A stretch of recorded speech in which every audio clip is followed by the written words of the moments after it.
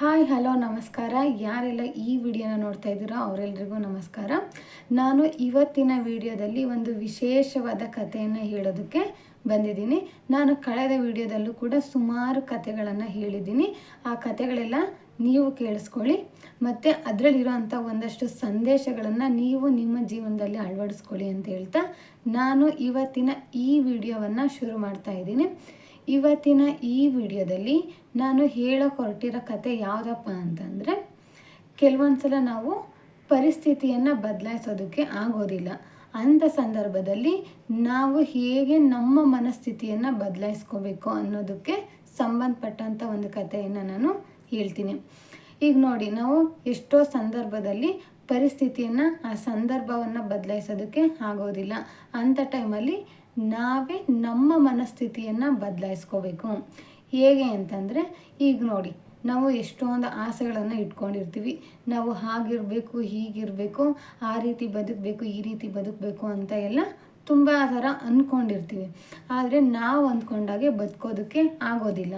ಅಂಥ ಟೈಮಲ್ಲಿ ನಾವು ನೊಂದ್ಕೊಳೋದಾಗಲಿ, ಬೇಜಾರು ಮಾಡ್ಕೊಂಡು ಕೂತ್ಕೊಳೋದಾಗಲಿ ಮಾಡಬಾರ್ದು.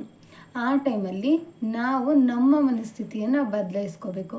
ಯಾವ ಥರಪ್ಪ ಅಂತಂದರೆ, ಈಗ ನಾವು ಆ ಟೈಮಲ್ಲಿ ಏನು ಅಂದ್ಕೋಬೇಕು ಅಂತಂದರೆ, ನನಗೆ 3 ಹೊತ್ತು ಹೊಟ್ಟೆ ತುಂಬ ತಿನ್ನೋಕ್ಕೆ ಊಟ ಸಿಕ್ಕಿದೆ, ಆದರೆ ಎಷ್ಟೋ ಜನಕ್ಕೆ 1 ಹೊತ್ತು ಊಟ ಕೂಡ ಸಿಕ್ಕಿಲ್ಲ, ಅವ್ರಿಗಿಂತ ನಾವು ಬೆಟರು ಅಂತ ನಾವು ಅಂದ್ಕೋಬೇಕು. ಮತ್ತು ಇನ್ನೂ ಅಂದರೆ, ಅಟ್ಲೀಸ್ಟ್ ನಾವು ಇರೋದಕ್ಕೆ ಒಂದು ಮನೆ ಅಂತ ಇದೆ. ಗಾಳಿ ಬಿಸಿಲು ಮಳೆಯನ್ನು ತಡೆಯೋದಕ್ಕೆ, ಅವುಗಳಿಂದ ನಾವು ರಕ್ಷಣೆಯನ್ನು ಪಡೆಯೋದಕ್ಕೆ ನಮಗೆ ಅಟ್ಲೀಸ್ಟು ಒಂದು ಮನೆ ಅಂತ ಇದೆ. ಆದರೆ ಎಷ್ಟೋ ಜನಕ್ಕೆ ಇರೋದಕ್ಕೆ ಮನೆ ಕೂಡ ಇಲ್ಲ, ಗುಡಿಸ್ಲಲ್ಲಿದ್ದಾರೆ. ಇನ್ನೂ ಕೆಲವರು ಫುಟ್ಪಾತ್ಗಳಲ್ಲಿ, ಎಷ್ಟೋ ಕಡೆ ಹೊರಗಡೆ ಪ್ರದೇಶದಲ್ಲಿ ಬದುಕ್ತಾ ಇದ್ದಾರೆ. ಅವರಿಗೆ ಹೋಲಿಕೆ ಮಾಡಿಕೊಂಡ್ರೆ ನಾವು ಅವ್ರಿಗಿಂತ ಬೆಟರ್ ಅಲ್ವಾ, ಅವ್ರಿಗಿಂತ ನಾವು ಚೆನ್ನಾಗಿದ್ದೀವಿ ಅಂಥೇಳಿ ನಮ್ಮ ಮನಸ್ಸಲ್ಲಿ ಅಂದ್ಕೊಂಡು ನಮಗೆ ನಾವೇ ಸಮಾಧಾನವನ್ನು ಮಾಡ್ಕೋಬೇಕು. ಮತ್ತು ಆ ಕೆಟ್ಟ ಪರಿಸ್ಥಿತಿ, ಕಷ್ಟದ ಸಂದರ್ಭದಲ್ಲಿ, ಕಷ್ಟದ ಪರಿಸ್ಥಿತಿಯಲ್ಲಿ ನಮ್ಮ ಮನಸ್ಥಿತಿಯನ್ನು ನಾವು ಈ ರೀತಿ ಬದಲಾಯಿಸ್ಕೊಂಡ್ರೆ ಖಂಡಿತ ನಾವು ನಮ್ಮ ಜೀವನ ಚೆನ್ನಾಗಿರುತ್ತೆ. ಇದಕ್ಕೆ ಸಂಬಂಧಪಟ್ಟಂಥ ಒಂದು ಕಥೆನ ಹೇಳ್ತೀನಿ. ಏನಪ್ಪ ಕತೆ ಅಂತಂದರೆ, ಒಂದು ಆಶ್ರಮ ಇರುತ್ತೆ. ಆ ಆಶ್ರಮದಲ್ಲಿ ಈಗ ಒಬ್ಬ ಸ್ವಾಮಿಗಳು ಅಂದರೆ ಗುರುಗಳಿರ್ತಾರೆ, ಮತ್ತು ಅಲ್ಲಿ ಸೇವೆ ಮಾಡೋವಂಥ ಸೇವಕರು ಇರ್ತಾರೆ. ಈಗ ದಿನಗಳು ಕಳೀತಾ ಇರುತ್ತೆ. ಆಗ ಯಾರೋ ಒಬ್ಬ ವ್ಯಕ್ತಿ ಒಂದು ಹಸುವನ್ನು ತಂದು ಆ ಆಶ್ರಮಕ್ಕೆ ದಾನವಾಗಿ ಕೊಡ್ತಾನೆ. ಆ ಆಶ್ರಮಕ್ಕೆ ಆ ಹಸುವನ್ನು ತಂದು ದಾನವಾಗಿ ಕೊಡ್ತಾನೆ. ಆಗ ಅಲ್ಲಿದ್ದ ಸೇವಕ ಗುರುಗಳ ಹತ್ರ ಹೋಗಿ ಈ ವಿಷಯವನ್ನು ಹೇಳ್ತಾನೆ.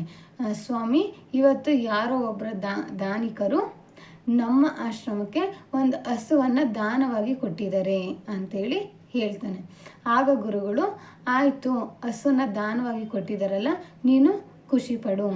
ಆ ಹಸುವಿನಿಂದ ಹಾಲು, ಮೊಸರು, ಮಜ್ಜಿಗೆ, ಬೆಣ್ಣೆ, ತುಪ್ಪ, ಇದೇ ಥರ ಇಷ್ಟು ಐಟಮ್ಗಳನ್ನು, ಅಂದರೆ ಇಷ್ಟು ವಸ್ತುಗಳನ್ನು ನೀನು ಉಂಡು ತಿಂದು ಈ ಆಶ್ರಮದಲ್ಲಿರೋವಂಥ ಎಲ್ರಿಗೂ ಅದನ್ನು ಕೊಟ್ಟು ನೀನು ಖುಷಿಪಡು ಅಂತೇಳಿ ಹೇಳ್ತಾರೆ. ಸರಿ ಆಯಿತು ಅಂತೇಳಿ ಹೀಗೆ ದಿನಗಳು ಕಳೆಯುತ್ತೆ. ಸ್ವಲ್ಪ ದಿನ ಆದಮೇಲೆ ಆ ಹಸುವನ್ನು ಕೊಟ್ಟಿರ್ತಾನಲ್ಲ ದಾನಿ, ಅವನು ಬಂದು ಆ ಹಸುವನ್ನು ವಾಪಸ್ ತೊಗೊಂಡೋಗ್ತಾನೆ. ನನಗೆ ಈ ಹಸು ಬೇಕು, ವಾಪಸ್ ಕೊಡಿ ಅಂತೇಳಿ ಆ ಆಶ್ರಮದಿಂದ ಆ ಹಸುವನ್ನು ವಾಪಸ್ ಕರ್ಕೊಂಡು ಹೋಗ್ತಾನೆ. ಆಗ ಅದೇ ಸೇವಕ ಬಂದು ಗುರುಗಳ ಹತ್ರ ಹೇಳ್ತಾನೆ, ಸ್ವಾಮಿ, ಹಸುವನ್ನು ದಾನವಾಗಿ ಕೊಟ್ಟಿದ್ನಲ್ಲ ಆ ವ್ಯಕ್ತಿ ಬಂದು ಇವತ್ತು ಆ ಹಸುವನ್ನು ವಾಪಸ್ ಕರ್ಕೊಂಡೋದ, ಈಗ ಏನು ಮಾಡೋದು ಅಂತೇಳಿ ಕೇಳ್ತಾನೆ. ಆಗ ಗುರುಗಳು ಹೇಳ್ತಾರೆ, ಹಸು ಹೋಯ್ತಲ್ಲ ಅಂತ ನೀನು ಯಾಕೆ ಚಿಂತೆ ಮಾಡ್ತೀಯಾ? ಹಸು ಇದ್ದಿದ್ರೆ ಅದರ ಸಗಣಿ ಬಾಚಬೇಕಿತ್ತು, ಹಸು ಮೈ ತೊಳಿಬೇಕು, ಅದಕ್ಕೆ ಹುಲ್ಲು ಹಾಕಬೇಕು, ಅದನ್ನೆಲ್ಲ ಸ್ವಚ್ಛ ಮಾಡಬೇಕು. ಆದರೆ ಈಗ ಹಸು ಇಲ್ಲದೆ ಇರೋ ಕಾರಣ ಇಷ್ಟೆಲ್ಲ ಕೆಲಸ ಮಾಡೋದು ತಪ್ಪು. ಅದಕ್ಕೆ ನೀನು ಸಮಾಧಾನ ಮಾಡ್ಕೊ, ಅದರಲ್ಲಿ ನೀನು ಇಷ್ಟೆಲ್ಲ ಕೆಲಸ ಮಾಡೋದು ತಪ್ಪಲ್ಲ ಅಂತೇಳಿ ಖುಷಿಪಡು ಅಂತೇಳಿ ಸ್ವಾಮಿಗಳು ಹೇಳ್ತಾರೆ. ಅವತ್ತು ಹಸು ಇತ್ತು. ಆಗ ಹಾಲು, ಮೊಸರು, ಮಜ್ಜಿಗೆ, ತುಪ್ಪ ಅಂತೇಳಿ ತಿಂದು ಖುಷಿ ಪಟ್ವಿ. ಈಗ ಹಸು ಇಲ್ಲ, ಅದಕ್ಕೆ ಅದು ಸಾಕ್ರಿ ಮಾಡೋದು ಅಂದರೆ ಸಗಣಿ ಬಾಸೋದು, ಅದ್ರ ಮೈ ತೊಳೆಯೋದು, ಹುಲ್ಲು ಹಾಕೋದು, ಅದ್ರ ಚಾಕ್ರಿ ಮಾಡೋ ಕೆಲಸ ತಪ್ಪಲ್ಲ ಅಂಥೇಳಿ ಖುಷಿ ಪಡು ಅಂಥೇಳಿ ಆ ಗುರುಗಳು ಆ ಸೇವಕನ ಹತ್ರ ಹೇಳ್ತಾರೆ. ಹೀಗೆ ಕೆಲವೊಂದು ಸಲ ಆ ಪರಿಸ್ಥಿತಿನ ನಾವು ಬದಲಾಯಿಸೋದಕ್ಕೆ ಆಗೋದಿಲ್ಲ. ಆ ದಾನಿ ಹಸುವನ್ನ ವಾಪಸ್ ಕರ್ಕೊಂಡೋದ, ಮತ್ತು ನಾವು ಆ ವ್ಯಕ್ತಿಯಿಂದ ಹಸುನ ವಾಪಸ್ ತರೋದಕ್ಕೆ ಆಗೋದಿಲ್ಲ. ಆದರೆ ಆ ಸಂದರ್ಭವನ್ನು, ಆ ಪರಿಸ್ಥಿತಿನ ಬದಲಾಯಿಸೋಕ್ಕಾಗಲಿಲ್ಲ. ಆದರೆ ನಮ್ಮ ಮನಸ್ಸನ್ನು ನಾವು ಬದಲಾಯಿಸ್ಕೋಬೇಕು ಅಂಥೇಳಿ ಆ ಗುರುಗಳು ಸೇವಕರ ಹತ್ರ ಹೇಳ್ತಾರೆ. ಈ ಕಥೆಯ ವಿಶೇಷ ಸಂದೇಶ ಇಷ್ಟೇ. ಸಂದರ್ಭವನ್ನು, ಪರಿಸ್ಥಿತಿಯನ್ನು ಬದಲಾಯಿಸೋಕ್ಕಾಗಲ್ಲ, ಆದರೆ ಅಂಥ ಸಂದರ್ಭದಲ್ಲಿ ನಾವು ನಮ್ಮ ಮನಸ್ಥಿತಿಯನ್ನು ಬದಲಾಯಿಸ್ಕೋಬೇಕು ಅನ್ನೋದು ಈ ಕಥೆಯ ಸಾರಾಂಶ ಮತ್ತು ಅರ್ಥ. ಈ ಕಥೆ ನಿಮ್ಮೆಲ್ರಿಗೂ ಇಷ್ಟ ಆಗಿದೆ ಅಂತ ಅನ್ಕೋತೀನಿ. ಇಷ್ಟ ಆಗಿದರೆ ದಯವಿಟ್ಟು ಸಬ್ಸ್ಕ್ರೈಬ್ ಮಾಡಿ, ಲೈಕ್ ಮಾಡಿ ಮತ್ತು ಆದಷ್ಟು ಶೇರ್ ಮಾಡಿ. ಮತ್ತು ನಾನು ಇಂತಹದ್ದೇ ಮುಂದಿನ ವಿಡಿಯೋ ಮಾಡೋದಕ್ಕೆ ನೀವೆಲ್ಲರೂ ಸಪೋರ್ಟ್ ಮಾಡಿ ಅಂತೇಳಿ ಕೇಳ್ಕೊತೀನಿ. ಎಲ್ರಿಗೂ ಧನ್ಯವಾದಗಳು. ಜೈ ಹಿಂದ್, ಜೈ ಕರ್ನಾಟಕ ಮಾತೆ.